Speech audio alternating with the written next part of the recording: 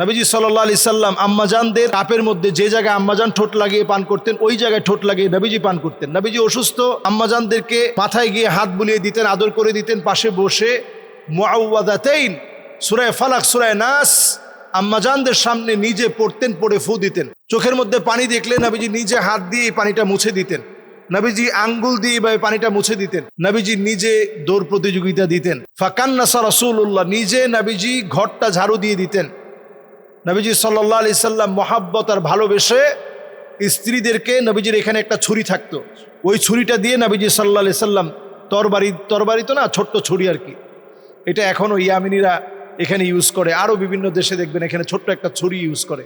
এরকম ছুরিগুলো দিয়ে নবীজি সাল্লাল্লাহু আলাইহি সাল্লাম তরকারি কেটে দিতেন। এই ছিল স্ত্রীদের সঙ্গে ভালোবাসা। তো নবী করিম সাল্লাল্লাহু আলাইহি সাল্লামের আদর্শে যারা আমরা উজ্জীবিত হতে চাই, এই আদর্শগুলোর বাহিরে যাওয়ার কোনো সুযোগ নেই।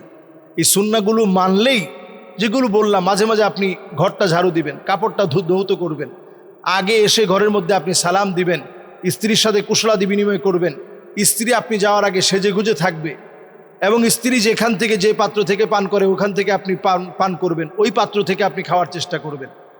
স্ত্রীরা যখন হায়েজা অবস্থায় থাকবে তখন স্ত্রীদেরকে আপনি ঘৃণা করবেন না, বরং তখন তাদেরকে সম্মান দিবেন। ইসলাম এই সম্মানটুকুন দিয়েছে। ইনশাআল্লাহ অবশ্যই আপনার ঘরের মধ্যে আল্লাহ তাআলা শান্তি দিয়ে দিবেন।